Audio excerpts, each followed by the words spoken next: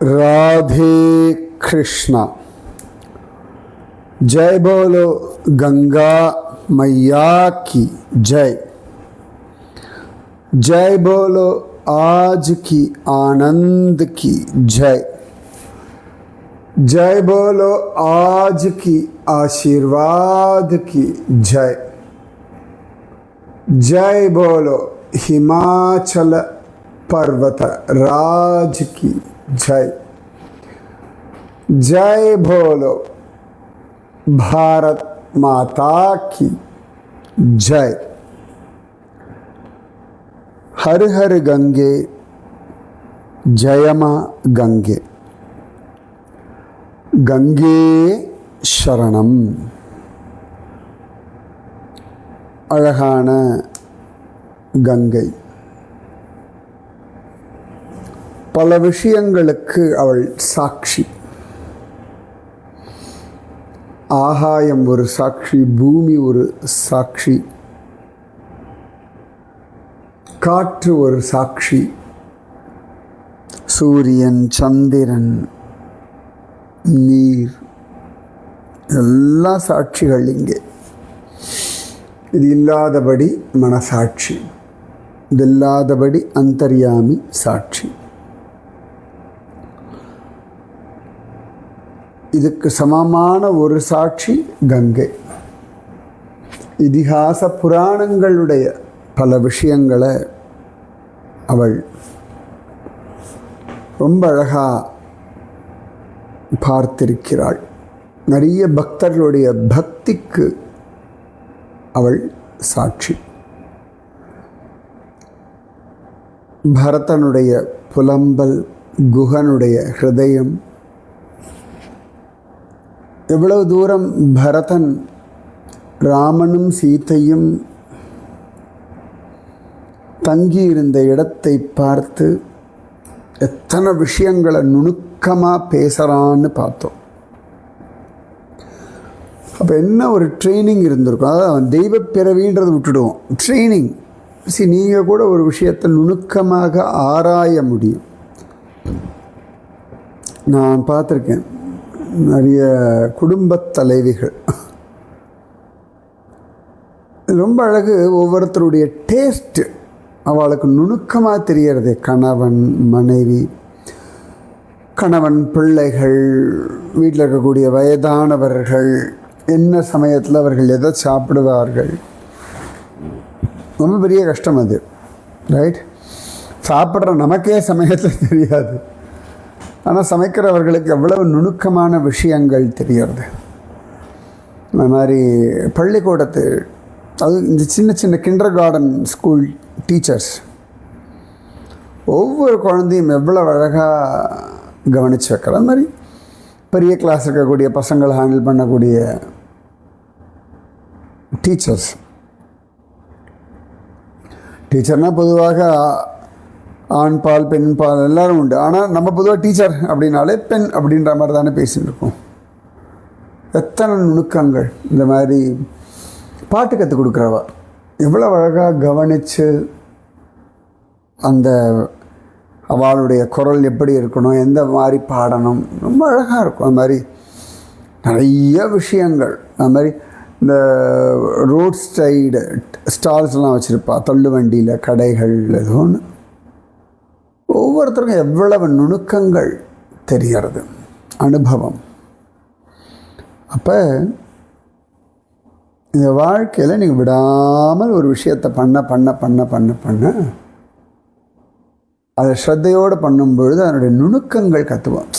தலையெழுத்தேன் பண்ணுறவர்கள் அந்த ஃபீல்டில் பெருசாக ஜொலிக்கிறது இல்லை. நல்லா கவனிச்சு பாருங்க. அதில் ஆழமாக அந்த எஃபர்ட்ஸ் போடணும். அது எந்த ஃபீல்டாக வேணால் இருக்கட்டும். அந்த முயற்சி, அந்த விடாமுயற்சி, அந்த ஸ்ரத்தை, அது பல விஷயங்களை சொல்லிக் கொடுக்கும். பரதன் தர்பப்புள்ள ராமனுடைய அந்த வெயிட்டு, சீதா மாதாவினுடைய நகையினுடைய அடையாளம், அவளுடைய வெண்பட்டு ஷாலினுடைய ஒரு நூல், அவ்வளவு டீட்டெயிலிங். அதை பரதன் பார்த்தான்றதை விட வால்மீகி எவ்வளவு அழகாக கவனிச்சதை எழுதியிருக்கார். அப்போ எத்தனை அனுபவங்கள் இல்லையா? இது எல்லாம் கங்கை பார்த்து கொண்டு இருக்காள்.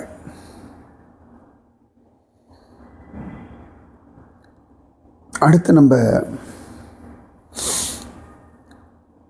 கம்பனுடைய அனுபவத்தை பார்ப்போம்.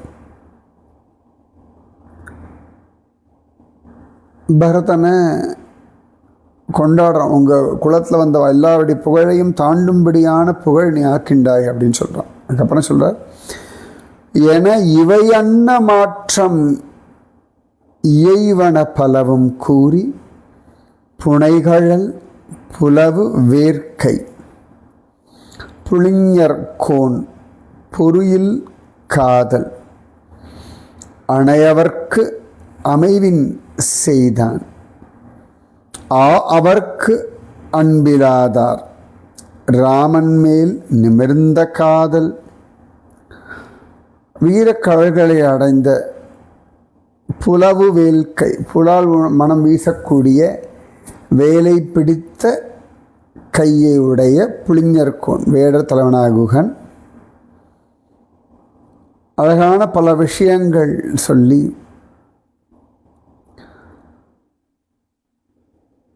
ராமனிடத்திலையும் தன்னிடத்திலையும் அற்புதமான அன்பு வச்சிருக்கக்கூடிய அந்த பரதனுக்கு நல்ல பொருந்திய உபசரணைகள்லாம் செஞ்சான்.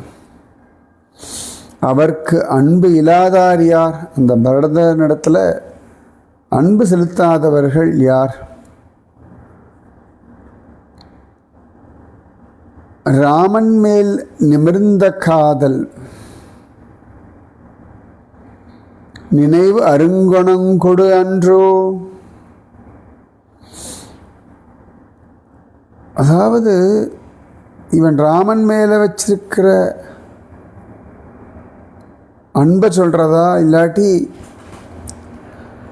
அற்புதமான குணங்களோடு இருந்தான்னு சொல்கிறதா? அப்படி ரொம்ப உபசரணை பண்ணாராம் குகன்.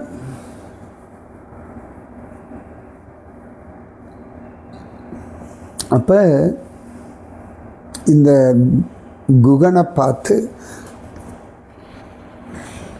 பரதன் கேட்குறானா, அவ்வழி அவனை நோக்கி அருள் தருவாரி அன்ன செவ்வழி உள்ளத்து அண்ணல் தென்திசை செங்கை கூப்பி எவ்வழி உறைந்தான் நம் முன் என்றலும் எயினர் வேந்தன் இவ்வழி வீர யானே காட்டுவல் எழுக என்றான்.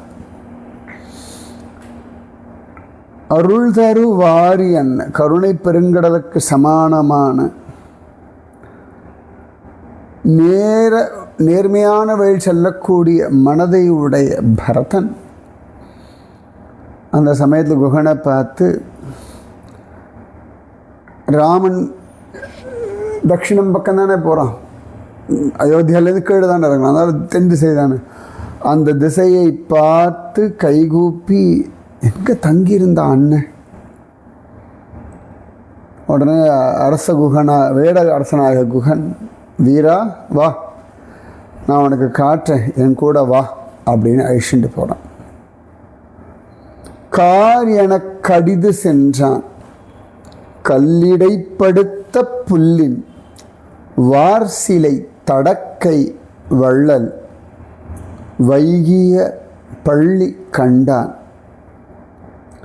பார்மிசை பதைத்து வீழ்ந்தான் பருவரர் பறவை புக்கான் வார்மணி புனலால் மண்ணை மண்ணுநீர் ஆட்டும் கண்ணான்.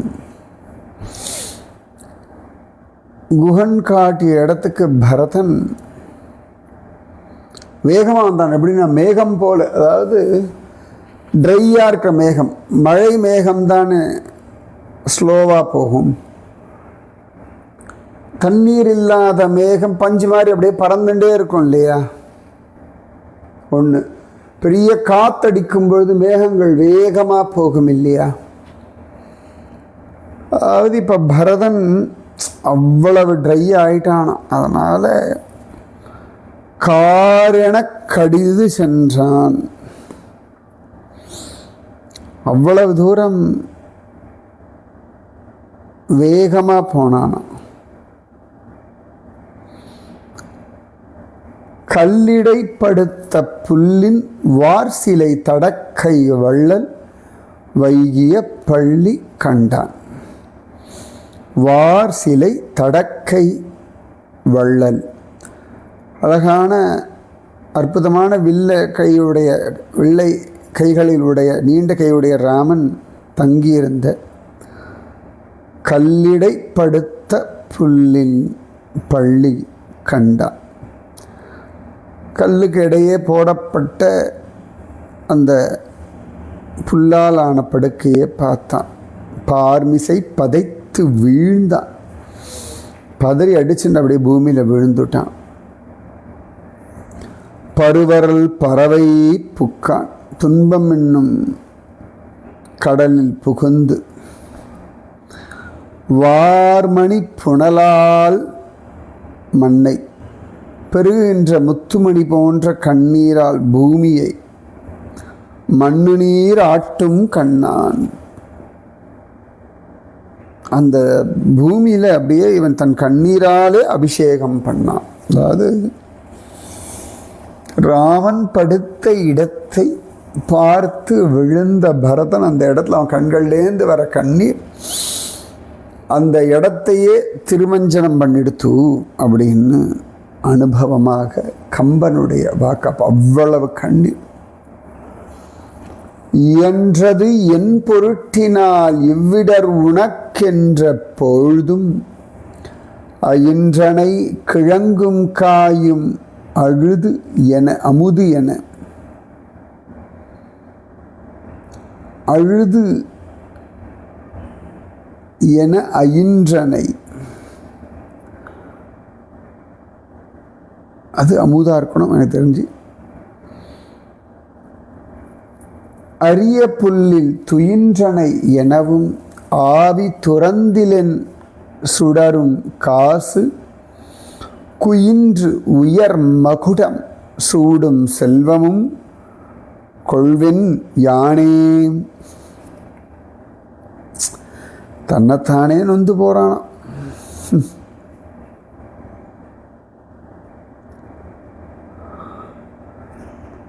உனக்கு இவ்விடர் என் பொருட்டினால் இயன்றது என்ற பொழுதும்,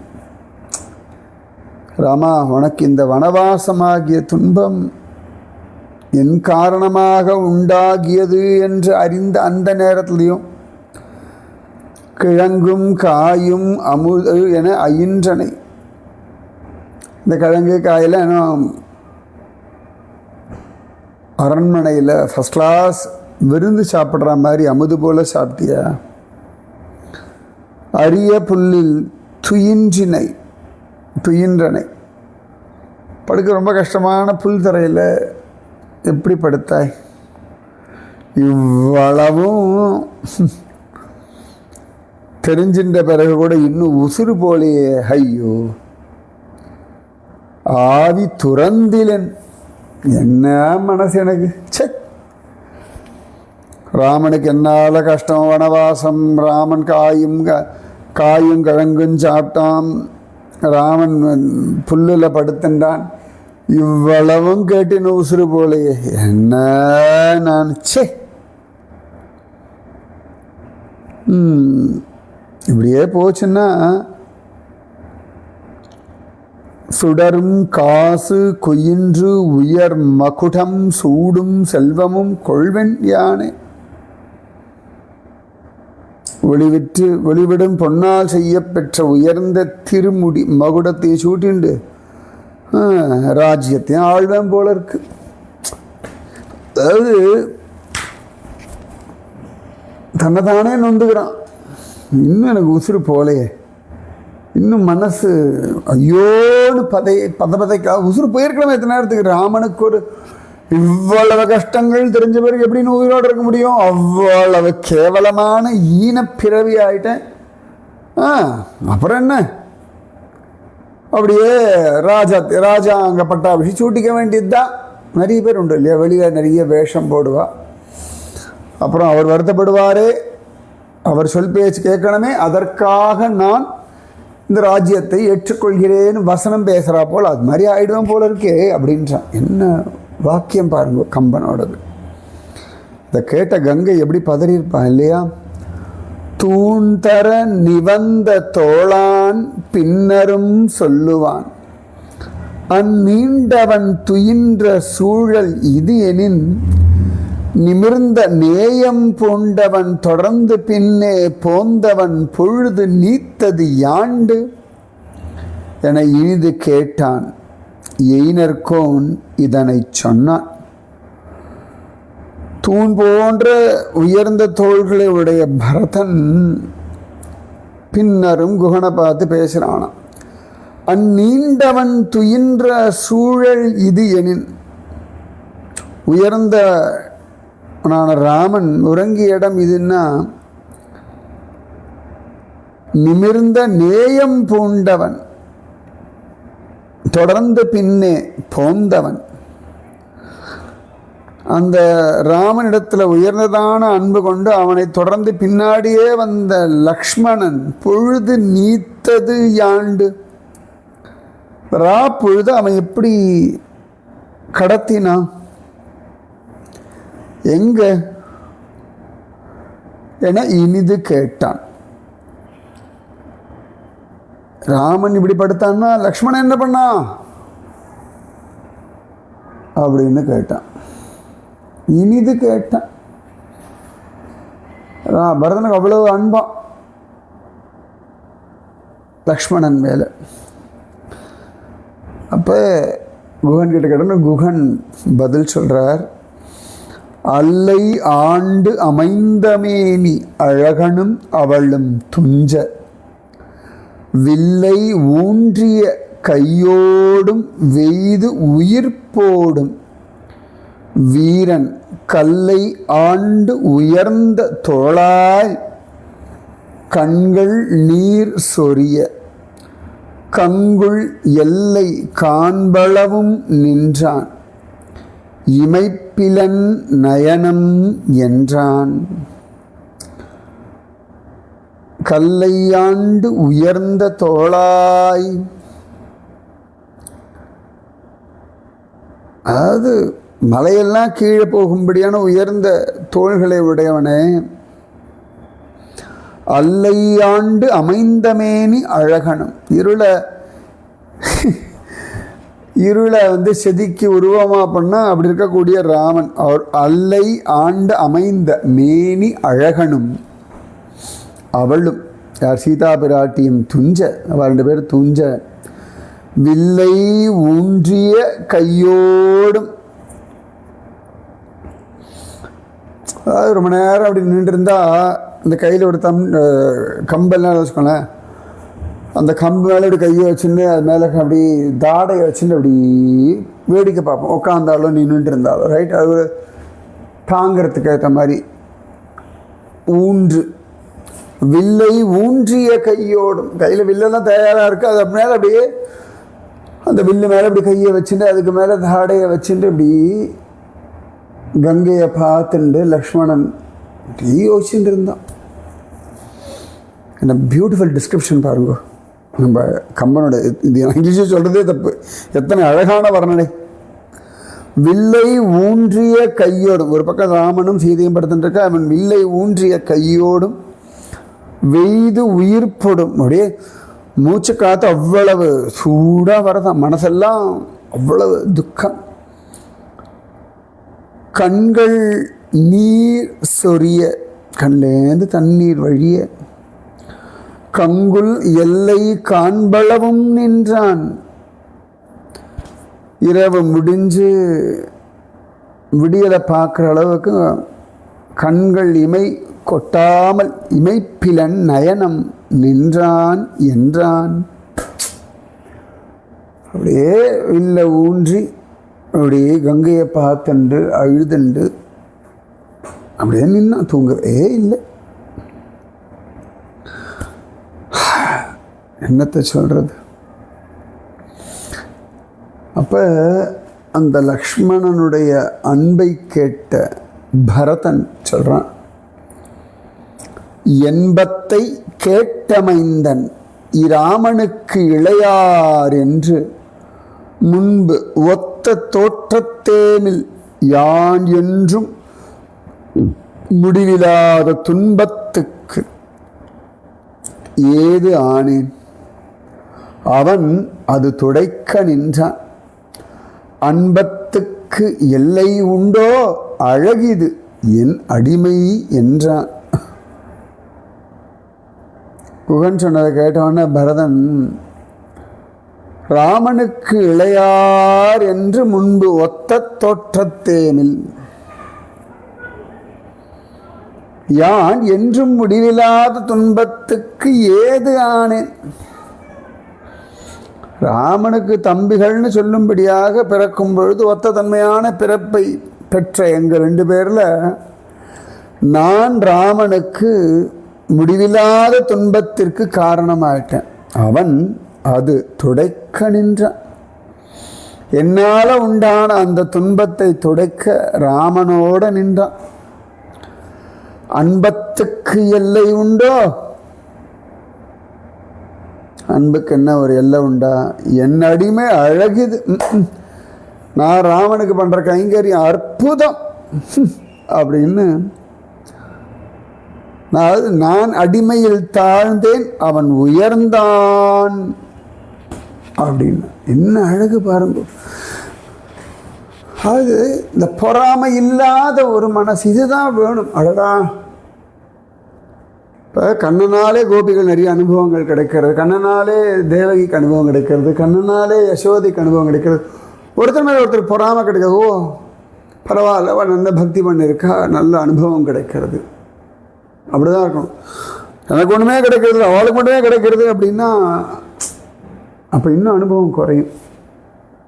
அதை புரிஞ்சுக்கணும். ஏன்னா பொறாமை வரும் பொழுது அனுபவத்தில் ருச்சி இல்லை. ஏன்னா கண்ணன் மேலே ஃபோக்கஸ் மாறிடுது இல்லையா, பகவான் மேலே ஃபோக்கஸ் மாறி அவர்கள் மேலே வெறுப்பும் தன் மேலே ஒரு சுய பச்சாதாபம் வரும்பொழுது கிருஷ்ணன் இங்கே காணாமல் போயிடுவான் இல்லையா. அதனால் பரதன், நான் அவ்வளோ தண்டமாக இருக்கேன், அவன் உயர்ந்த அடிமை தொழில் செய்கின்றான், உயர்ந்த சேவகம் செய்கிறான் அப்படின்றான். இது என்ன அழகான ஒரு அனுபவம், நம்ம கம்பனோட அனுபவம். ஸோ திரும்பியும் குகனும் பரதனும் கம்பனும், மீதி விஷயம் நாளைக்கு. லக்ஷ்மணன் நிற்கிறது அப்படியே மணக்கல்ல நிற்கிறது இல்லையா, ஜோர். ராதே கிருஷ்ணா, जय बोलो गंगा मैया की जय, जय बोलो हिमालय पर्वतराज की जय, जय बोलो आज की आनंद की जय, जय बोलो आज की आशीर्वाद की जय, जय बोलो भारत माता की जय, जय बोलो कंबनाटाழ்வார் की जय, जय बोलो भक्त भरत की जय. राधे कृष्णा, हर हर गंगे, जय मां गंगे, गंगे शरणम.